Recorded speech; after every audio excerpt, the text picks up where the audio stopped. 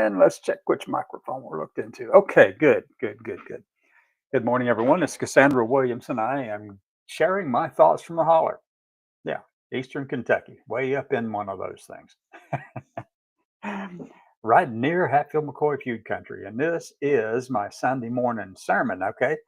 And yeah, we're going to be talking about this rising commentary that's showing up all over the place right now, that there is this epidemic of trans violence. There's this epidemic of transgender mass shooters going around and doing things and killing people. And it's just an epidemic we got to deal with. And that's what the narrative is that we're seeing on Fox, on all the different talk shows on Fox. We're seeing it over on Twitter and Truth Social. We're seeing it everywhere. Now, I do watch all of those things, pay attention to them for the most part. And I obviously have to protect my own sanity because there's some ignorance out there that's just mind boggling.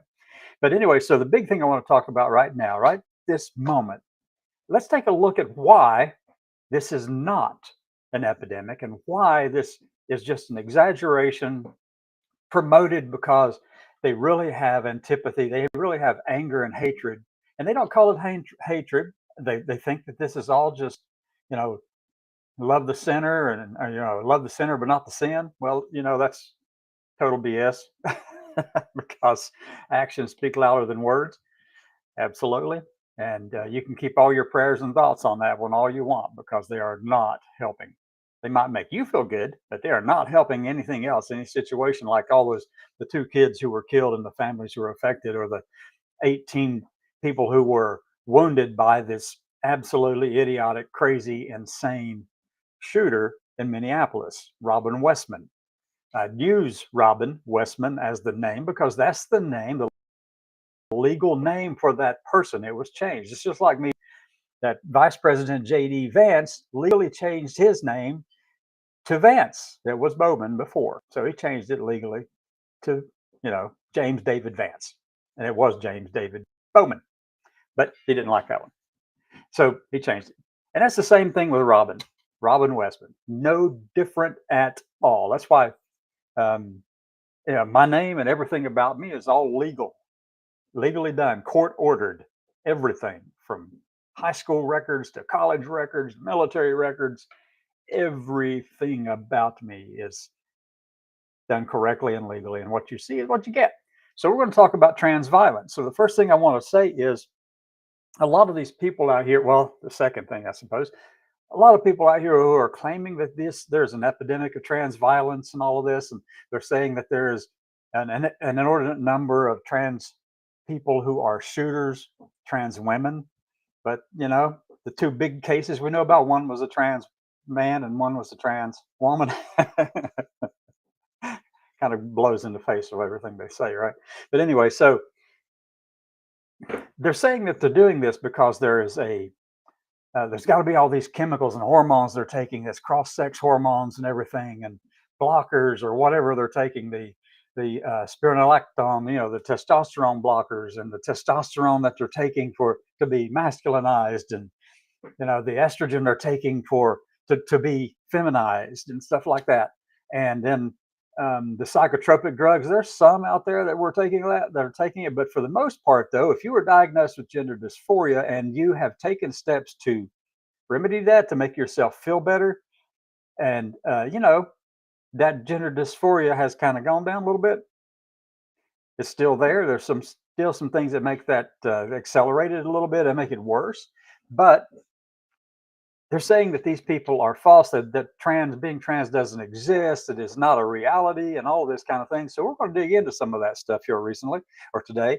And if you received the email from me this morning, you'll actually see all this information contained in that rather long email that was sent out. I sent it out. It's from my website.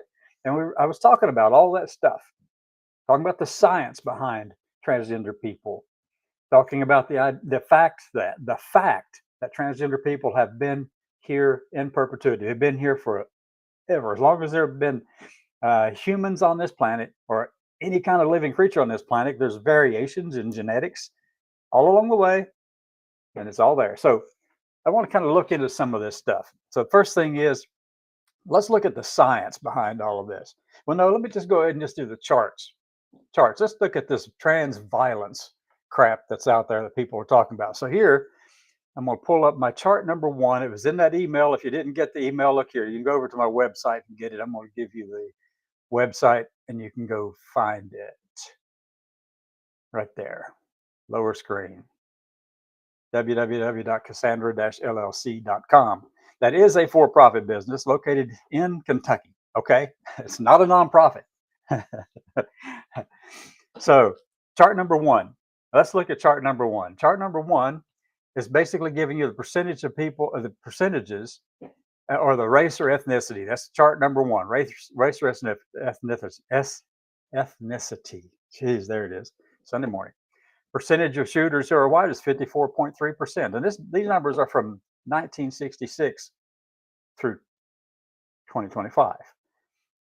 And rate of the population per 100,000 is 0.134.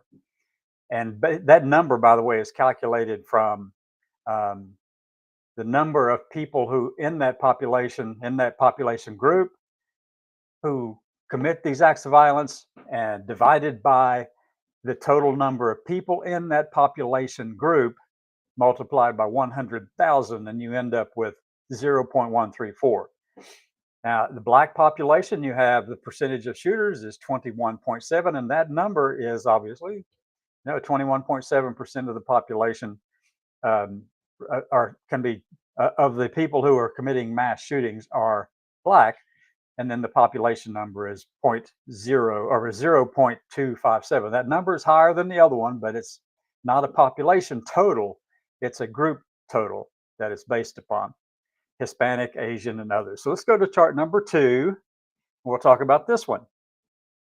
Now, this is a category of sex or gender. Now, this is the one that most people kind of key in on. Category of sex or gender.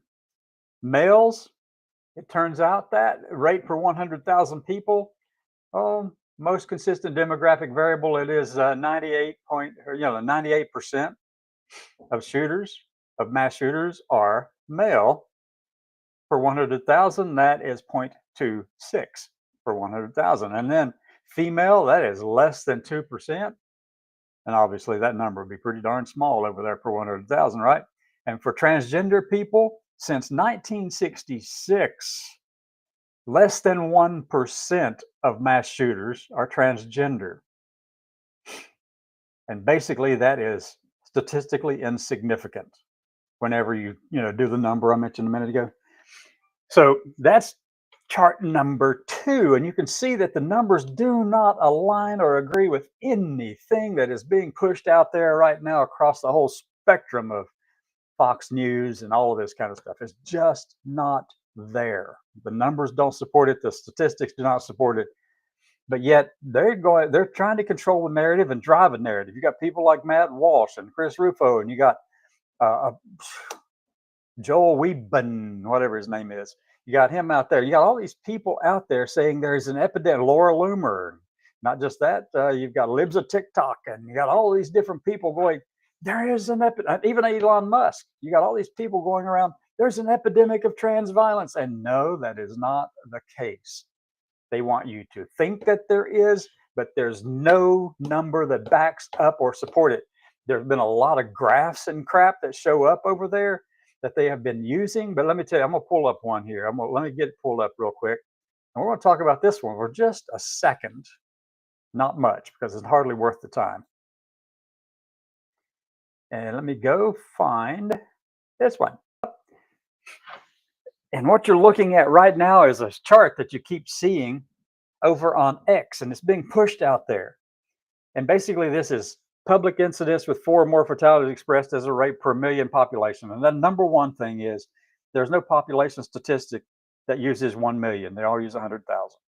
That's the first thing. And it says incidents. Now, trans or non-binary biological male is 0.769%, and trans, whose biological female, is 0.667, and Asian men, white men, down here, Asian women, Hispanic men. And you can see where all that's going. But whenever you do a search for that image, you know where it takes you? You know where that image came from? This is a baseless thing, but it's being pushed out there on Twitter and on different platforms by people who are just kind of, agreeing with this and then reposting or resharing this thing. This came from 4chan. You know what 4chan is? That's the racist, stupid people's page, social media platform. They are a bunch of racists. They are a bunch of idiots, and they just get off on putting out crap all the time. I went over there and actually checked out some of these things on 4chan around this particular graphic, and the words that are being used are asinine. I mean, Dunning Kruger effect is the best way to describe what's going on over there on 4chan. It's picking it itself up and moving over into X. There is freedom of speech, but sometimes you just have to be cognizant of the fact that you don't post crap that is just propaganda. But this came from 4chan, a site dedicated to promoting racial division and separation. That's all it's about. That is it, primarily. That's it. And when you start seeing those little images that's got the green frog in them, that is also one of those things that's indicative of being on 4chan or a racist, somebody out there who's trying to lock onto something that makes them feel better about who they are. But in fact, I bet if they started doing a little DNA analysis of themselves, they would find they've got a few ancestors that did not necessarily all come from Europe. I know mine doesn't do that. I've got 1% from uh, what is it, Ghana? Yeah, 1%, about 1% or less than my genetic makeup that is actually from Ghana. And all that can mean is that somebody back in my family, they actually did some stuff they shouldn't have been doing with their particular enslaved populations. That's what that means. But anyway, because it's closer than being a 1,000 or 400 years. Okay, so that image that you're looking at right now, it is from 4chan, the place where all of the lowlifes hang out in this country. And if you're hanging out over there, you might want to rethink whether or not you are actually associating with decent human beings, because those people over there are just idiotic. Anyway, I said it and I believe it. I haven't seen a single smart person over there at all. Yeah, yeah, Nick Fuentes. Got it? Okay. Let's go up here to these charts again because I just want to do this one more time. Here's chart number 2. This comes from an actual analysis, a deep analysis into the demographics of people who are mass shooters in this country from 1966 to 2025. All right. So you're looking at category of sex and gender, and those two are different. If you think they're the same, well, you're what I call a Daltonist. A Daltonist is somebody who is still stuck with the 1803 version of the atom, the billiard ball version of the atom, where it's not reducible to anything else. Well, that's where you are with sex and gender, and they used to be synonymous around 100 or so years ago. But like Dalton's model was proven to be not adequate enough, so was that synonymousness of sex and gender. It just doesn't fit reality. Anyway, so here we are.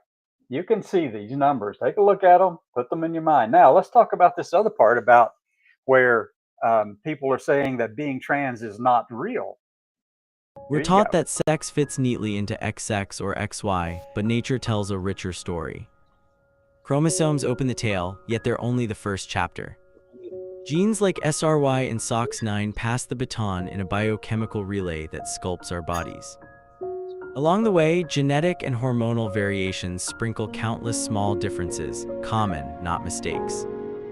Crucially, the body and the brain follow separate calendars, guided by different hormones. That timing gap explains the vibrant spectrum of intersex traits we see in anatomy. It also nurtures the deeply felt sense of gender that blooms within the brain.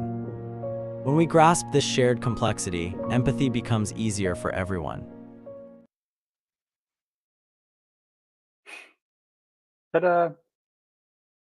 Yeah, I went through, and after I did all of my analysis and deep dive into a lot of things and stuff that I knew already, and I had been studying this stuff for, oh my God, almost 20 years, 30 years. Yeah, that's exactly right. 20 or 30 years and going into it deeply.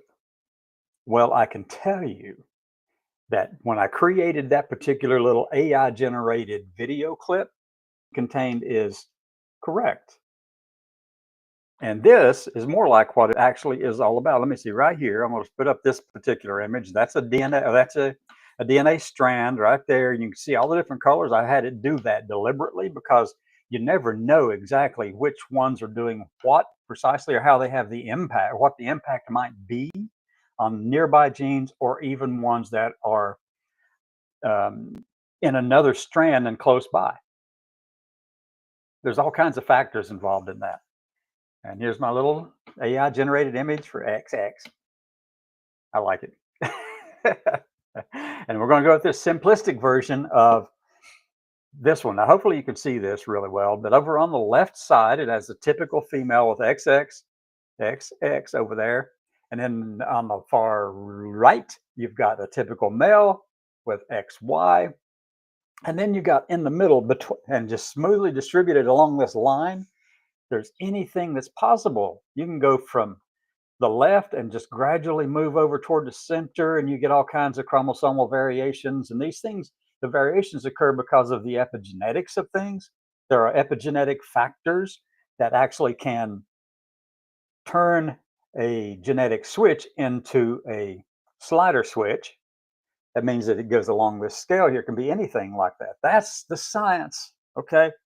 There's a chromosomal variations that occur naturally that are common across every gene in the body. All right. So this next graph, though, actually puts it in more of a 3D perspective. You kind of get to see how this actually would look if you graphed it as a three-dimensional object. Okay. And the reason I say that because it's a two-dimensional thing or a three-dimensional draw or two-dimensional drawing or representation doesn't adequately explain things the way that, at least the way I see it. In my mind, this is how I see things. Right here. This is the image that represents what's in my mind of how there's chromosomal variations that are smoothly distributed between male and female. I put male XY lower over on the left side, and it's higher over on the female side where it's XX. And the reason for that is if the SRY gene doesn't do its job, the default goes back to XX. The SRY gene is the one that says, oh, let's put a little androgen in here and make this person a little bit more strongly male. But you can see that everything is possible all over this thing. It's not an on-off thing or a binary thing. Yes, the peaks on the left and the right are really high, really high. It applies to 99.4% of the population around the world.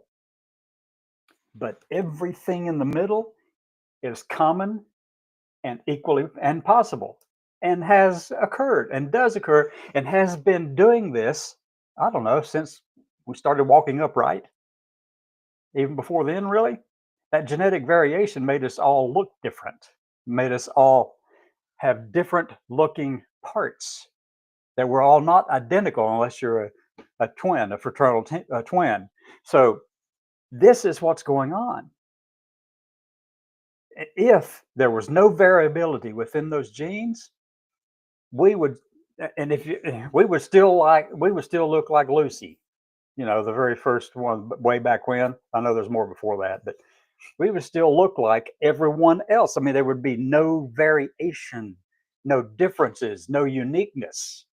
Those variations cause uniqueness and diversity. They cause everything that makes all of us different, like, my white hair and the shape of my face, the shape of my hands, and the fact that I've got 5 fingers and not 6, and my fingers aren't webbed. Those are all things that do occur.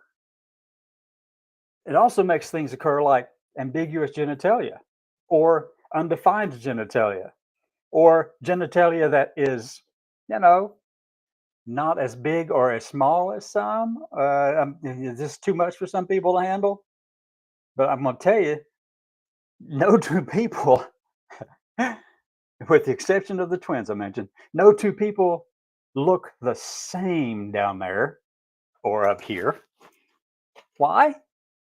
Because of genetic variability. That's why.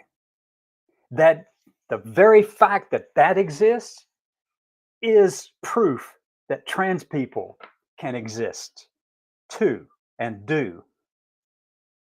Anyway, that was my soapbox for the day. And the one I happen to actually like is this little video clip that I had AI make for me last night. I'm going to play it again. Let me see what the chat comments are here, real quick. I'm part Creek Indian, Irish, Scottish, and Black Dutch. Yeah, Junior, I know the feeling, girlfriend. Junior is an amazing person. I got to meet her down in Alabama. Got to meet at the state house down there one or two times, maybe more than that. I don't know. Memories going along with the white hair, but she's always been a strong and very dedicated person in support of people who are disenfranchised or misunderstood, and I love that about Junia. And I've had a lot of friends all over in Alabama and Missouri, everywhere here in Kentucky, who are very much like that too. I was born with him. Yeah, yep, I understand. I was born with ambiguous genitalia. Of course, that's what Junia was saying. And so, yeah, a lot of people are. That's part of the genetic variability, folks, that makes us all unique and all different. If there were no variability, if was no way that the genes could be expressed differently, well, we would still look like the very first person that fell out of the tree. I'm sure you don't want to look like that, right? And then there's also a lot of people out there who are going, but God made you that way, and that's the way it should be, and God doesn't make mistakes. Well, I've got a question for you. I got a question for all of those who would say that. What are you going to tell someone who tells you that they had ambiguous genitalia when they were born? What are you going to do with someone who tells you that they were born with spina bifida? What are you going to do with someone who says they had 5 finger or 6 fingers on one hand, but they actually had to reconstruct their hand? They were born that way. What are you going to do with that person who has childhood diabetes? How do you address that? Now, don't give me the crap that God had a purpose for all of that. No, the genes began operating billion of years ago, whatever, millions and millions of years ago, and they've been running on their own ever since. Ken Ham down at Creation Museum, I got something for you, bud. Don't know what you're talking about. Anyway, let me play a little video clip again. Here we go. We're taught that sex fits neatly into XX or XY, but nature tells a richer story. Chromosomes open the tale, yet they're only the first chapter. Genes like SRY and SOX9 pass the baton in a biochemical relay that sculpts our bodies. Along the way, genetic and hormonal variations sprinkle countless small differences, common, not mistakes. Crucially, the body and the brain follow separate calendars, guided by different hormones. That timing gap explains the vibrant spectrum of intersex traits we see in anatomy. It also nurtures the deeply felt sense of gender that blooms within the brain. When we grasp this shared complexity, empathy becomes easier for everyone.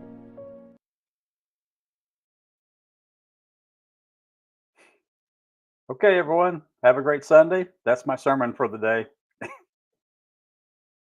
Enjoy whatever football games you're going to watch and enjoy the weekend. Make sure you're taking care of yourself. And yeah, that's important to me. Oh, I do want to say, I do have a friend down in Florida.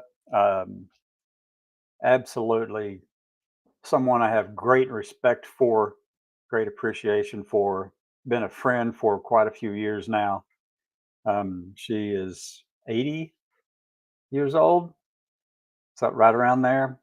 Um, Diagnosed with cancer several months back, and chemotherapy has only made her life worse, but it gave her a little bit more life. But now she is at the VA, and the VA has put her into extended care.